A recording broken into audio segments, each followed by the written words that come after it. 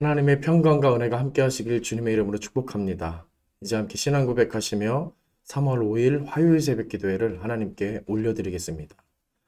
나는 전능하신 아버지 하나님 천지의 창조주를 믿습니다. 나는 그의 유일하신 아들 우리 주 예수 그리스도를 믿습니다. 그는 성령으로 잉태되어 동정녀 마리아에게서 나시고 본디오 빌라도에게 고난을 받아 십자가에 못 박혀 죽으시고 장사된 지 사흘 만에 죽은 자 가운데서 다시 살아나셨으며 하늘에 오르시어 전능하신 아버지 하나님 우편에 앉아 계시다가 거기로부터 살아있는 자와 죽은 자를 심판하러 오십니다. 나는 성령을 믿으며 거룩한 공교회와 성도의 교제와 죄를 용서받는 것과 몸의 부활과 영생을 믿습니다. 아멘.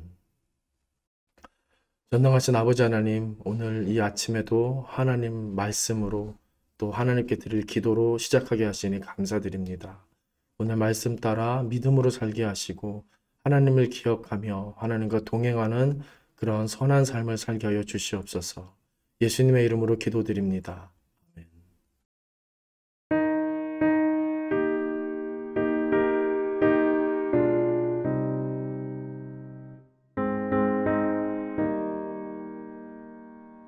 신자 되기 원합니다. 진심으로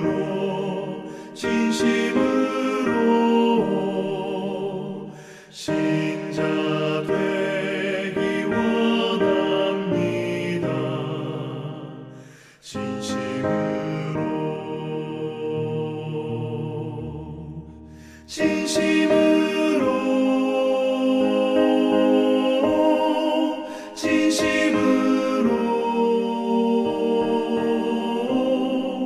신자 되기 원합니다.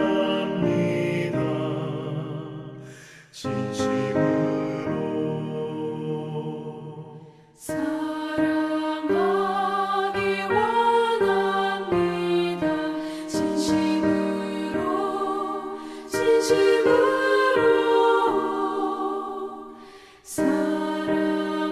사랑하기 원합니다.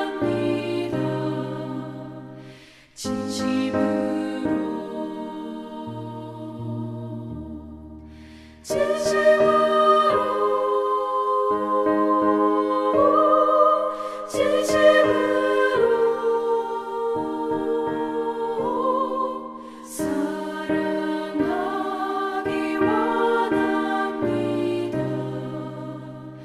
진심으로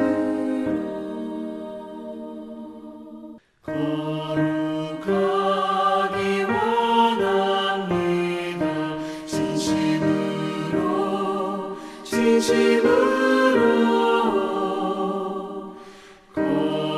거룩하기 원합니다. 진심으로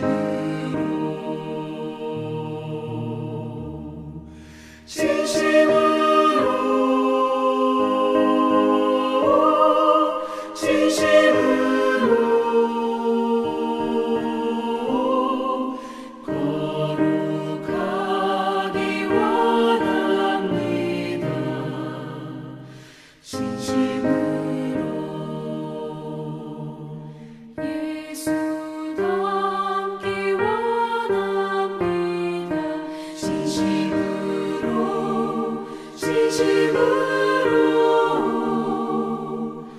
예수 닮기 원합니다.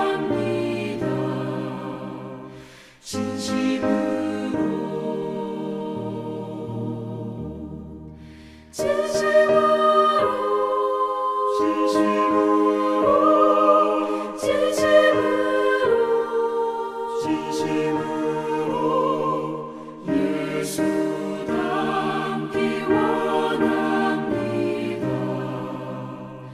진심으로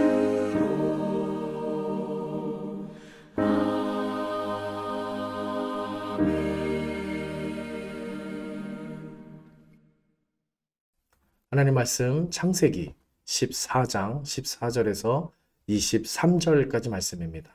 제가 봉독합니다. 아브라함이 그의 조카가 사로잡혔음을 듣고 집에서 길리고 훈련된 자 318명을 거느리고 단까지 쫓아가서 그와 그의 가신들이 나뉘어 밤에 그들을 쳐부수고 다메섹 왼편 호박까지 쫓아가 모든 빼앗겼던 재물과 자기의 조카 롯과 그의 재물과 또 부녀와 친척을 다 찾아왔더라. 아브라함이 그돌라오멜과 그와 함께한 왕들을 쳐부수고 돌아올 때에 소돔 왕이 사회 골짜기 곧 왕의 골짜기로 나와 그를 영접하였고 살렘 왕 멜기세덱이 떡과 포도주를 가지고 나왔으니 그는 지극히 높으신 하나님의 제사장이었더라. 그가 아브라함에게 축복하여 이르되 천지의 주제시요 지극히 높으신 하나님이여 아브라함에게 복을 주옵소서. 너희 대적을 내 손에서 붙이신 지극히 높으신 하나님을 찬송할지로다 하매 아브라함이 그 얻은 것에서 10분의 1을 멜기세덱에게 주었더라. 소돔 왕이 아브라함에게 이르되 사람은 내게 보내고 물품은 네가 가지라. 아브라함이 소돔 왕에게 이르되 천지의 주제시오 지극히 높으신 하나님 여호와께 내가 손을 들어 맹세하노니 네 말이 내가 아브라함으로 치부하게 하였다 할까 하여 네가 속한 것은 실 한 오락이나 들매끈 한 가닥도 내가 가지지 아니하리라. 아멘.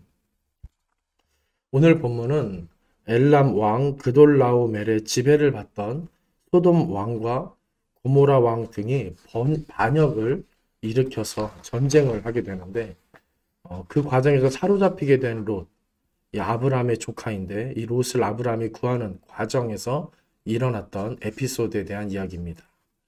이 말씀에서 전쟁 자체가 그리 중요하진 않습니다. 이 전쟁에서 아브라함이 크게 승리하게 되는데 그 승리의 영광이 과연 누구의 것인가 하는 이 점이 중요합니다. 그래서 우리는 이 전쟁 이후에 관심을 집중할 필요가 있겠습니다. 먼저 상황을 좀 살펴보겠습니다. 엘람 왕 그돌라오멜 연합군이 소돔과 고모라 연합군하고 싸워서 처음에 이깁니다. 그래서 왕들이 도망치고 그들의 백성들과 재물들을 이 그돌라오멜 연합군에게 다 빼앗기게 됩니다. 그들 중에 아브라함의 조카 롯도 있었던 겁니다. 이 사실을 아브라함이 듣게 되었고 동맹한 군사들과 함께 추격해 가서 밤에 그들을 쳐부수고 빼앗겼던 모든 재물과 조카 롯을 그리고 친척들까지 비롯해서 모든 이 여러 사람들까지 구출해내었다라고 기록합니다.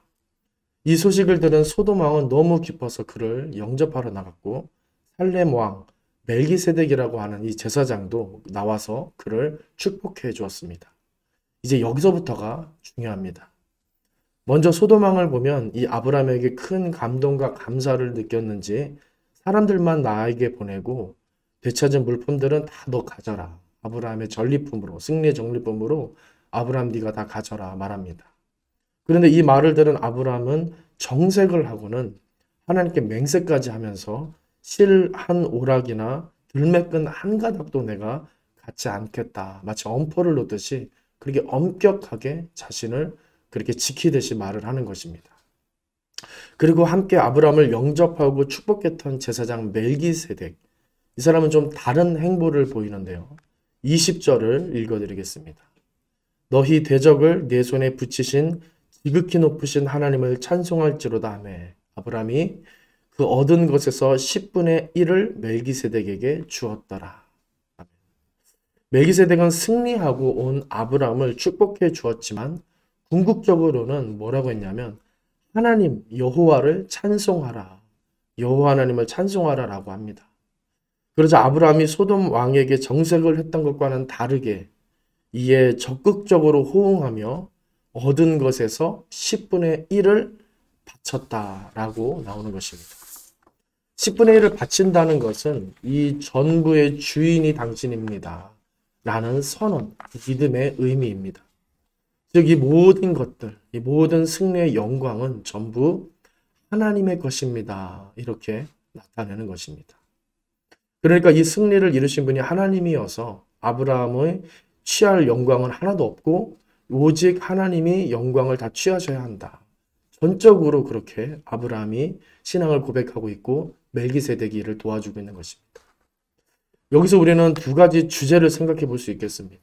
첫째로 우리가 지금도 하고 있는 이 11조에 관한 내용입니다. 11조. 성경에서 최초로 소개되면서 그 의미가 정리되고 있는 오늘 이 장면, 바로 본문인데요. 말씀드린 것처럼 이 승리의 공로는 사람이 아니라 하나님이시라는 신앙 고백이 바로 11조였다는 것입니다. 사실 11조만큼 어려운 헌금이 없을 겁니다. 소득의 10의 1은 꽤 큰 금액이기 때문입니다. 더욱이 소득이 많을수록 그 11조는 정말로 큰 도전이 되고 헌신처럼 느껴집니다. 오늘 본문에서 아브라함이 아주 단호하게 소돔 왕의 호의를 거부했지만 사실 그 전리품의 양은 충분히 욕심날만 했을 겁니다. 하지만 그럼에도 아브라함이 정색을 하며 거부할 수 있었던 것은 무엇이겠습니까? 하나님에 대한 더 큰 확실한 믿음이 그에게 있었기 때문입니다. 우리는 이 아브라함과 멜리세덱 사이의 11조 사건을 통해서 나는 오늘 과연 정말로 하나님의 주권을 믿고 인정하고 있는가 돌아볼 수 있어야 할 줄로 믿습니다. 하나님에 대한 믿음이 없다면, 이러한 믿음이 없다면 하나님께 대한 작은 헌신과 헌금도 아깝게 느껴지고 소모하고 손해보는 것으로 여겨질 것입니다. 또 하나님이 내 인생의 주인이시고 내 승리와 성취의 인도자가 되신다는 믿음이 있다면 그 어떠한 헌신도, 어떠한 그 큰 헌금도, 희생도 결코 수고롭게 느껴지거나 아깝게 느껴지지 않을 것입니다. C.T. 스터드라는 유명한 선교사는 노년에 다시 선교사로 그렇게 선교지에 가려고 했을 때 주변에서 이제 그만 쉬고 이제 안락을 취하는 게 어떻겠냐 그렇게 권면할 때, 그렇게 만류할 때 이 사람들을 뿌리치며 한 유명한 말이 있습니다. 뭐라고 했냐면, 그리스도께서 나를 위해 십자가에서 죽으신 것이 확실하다면 내가 하는 그 어떤 헌신도 헌신이라 말할 수 없고 내가 하는 어떤 희생도 희생이라 말할 수 없다. 그렇게 말했습니다. 11조는 단순히 종교 의식이나 헌금이 아니라 하나님을 내 주인으로 믿고 있느냐, 그렇게 살고 있느냐라고 하는 본질적인 신앙 고백의 차원이고 예배의 차원인 것입니다. 아브라함이 기근을 만나 약속의 땅을 떠나 애굽에 가기도 했고 바로의 권력 앞에서 아내를 누이라고 속이는 등 비굴하고 연약한 모습을 보이기도 했지만 하나님이 그를 믿음의 조상으로 위대하게 여겨주신 이유가 바로 오늘 본문 때문은 아닐까라는 생각을 저는 하게 됩니다. 눈앞의 승리의 영광이나 물질의 풍요보다 하나님께 돌려질 이 영광을 더 기뻐했던 이 믿음의 모습이 연약하고 비굴했던 그의 인생을 누구보다 뛰어나고 위대하게 만들었던 것은 아닐까 생각하게 되는 것입니다. 오늘 우리도 이 말씀을 생각하며 오직 주께서 나의 주인이 되시고 인도자가 되셔서 주께만 영광이 돌려지길 원하는 믿음의 사람이 되게 해달라고 사모하며 기도할 수 있으면 참 좋겠습니다. 두 번째 내용을 살펴보겠습니다. 두 번째는 우리 인생의 궁극적인 목적은 바로 하나님을 경배하고 찬양하는 일이라는 것입니다. 아브라함은 엘라만 그돌라오멜 연합군과 싸워 승리하고 돌아와서 제사장 멜기세덱을 만나는데 그는 20절에서 아브라함에게 이렇게 말했었습니다. 너희 대적을 내 손에 붙이신 지극히 높으신 하나님을 찬송할지로다. 열심히 싸워서 고생하고 온 사람에게 하나님을 찬송할지어다 말했던 것입니다. 그래서 아브라함이 그 얻은 것에서 10분의 1을 바쳤다라고 합니다. 우리가 말씀을 듣고 수납할 때 아멘 하는 것처럼 아브라함은 제사장 멜기세덱이 이 승리는 너의 것이 아니라 하나님의 것이다. 하나님이 너에게 붙여주신 것이고 너에게 주신 것이다. 하나님만 찬송해라 라고 했을 때 아멘 한 것으로 우리는 여겨질 수 있는 것입니다. 이 아멘이라는 말은 참으로 진실로 확실히 라는 의미의 단어로 감탄사처럼 사용될 수 있는 말입니다. 그러니까 전적으로 그렇습니다. 전적으로 내가 그렇게 믿고 신뢰합니다. 이런 의미의 말이라는 것입니다. 우리는 아멘을 우리에게 어떤 특별한 복의 말씀이 주어질 때, 어떤 복의 은혜가 능력이 나에게 좀 기다려지고 꼭 이루어졌으면 좋겠다라는 생각을 할 때 이 아멘이라는 말을 주로 씁니다. 그래서 어쩔 땐 마치 부적처럼 주문처럼 이 말을 오용할 때도 있지 않을까 생각이 드는 것입니다. 그런데 지금 아브라함은 자신의 축복에 대해 반응했던 것이 아니라 하나님의 영광, 하나님의 주권에 대해서 아멘하듯 11조로 반응했던 것입니다. 정말로 이것은 주님이 하신 일입니다. 내 희생은 희생이 아닙니다. 주님이 이루신 승리입니다. 내 헌신은 내 헌신이 아닙니다. 그래서 주님께만 영광이 공로가 돌아가야 합니다. 라고 하는 적극적인 긍정과 지지와 환호의 표현인 것입니다. 아브라함에게는 전쟁에서의 승리보다 물질의 풍요보다 물질의 소득의 그런 어떤 얻는 것보다 하나님의 영광이 더 값졌고 소중했고 더 크게 느껴졌던 것입니다. 믿음이 위대한 것은 이처럼 세상 영광과 물질에 대해서도 흔들리지 않을 수 있는 힘이 있기 때문이 아닐까 저는 다시 한번 생각하게 됩니다.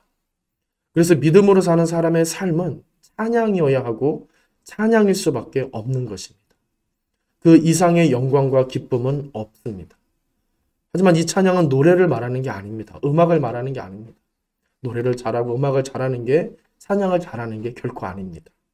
찬양은 주님을 높이고 주님을 주님으로서 나의 주인으로서 인정하는 것, 그것이 본질인 것입니다. 그것이 노래로 표현되는 것이지 우리가 생각하는 어떤 음악적인 것, 노래적인 것이 찬양 자체일 수는 없는 것입니다. 승리와 물질의 기쁨과 명예와 영광보다 하나님의 영광을 더 원했고 더 기뻐했던 아브라함을 생각하면서 오늘 나의 믿음을 돌아보실 수 있으면 좋겠습니다. 또 나의 신앙생활과 헌신과 봉사에 대해서도 되돌아보면서 과연 나는 나를 위해 수고하며 다른 목적을 갖고 있는 것은 아닐까? 진정 주님을 위해 여호와 하나님을 위해 내가 기쁨으로 수고하고 헌신하고 있는가 돌아볼 수 있으면 좋겠습니다. 그런 돌아봄은 거룩한 돌아봄입니다. 무언가를 이루고 행하는 게 거룩이 아니라 이미 그렇게 주 앞에서 나를 진실되게 돌아보는 것 자체가 거룩의 일인 줄로 믿습니다. 그 거룩의 생각과 거룩한 삶을 저와 여러분 오늘 더욱 힘껏 그렇게 살아갈 수 있게 되시기를 주님의 이름으로 간절히 축원드립니다. 기도하겠습니다. 전능하신 아버지 하나님, 오늘 믿음으로 주님께 간구하오니 나로 하나님의 영광을 보게 하여 주시옵소서.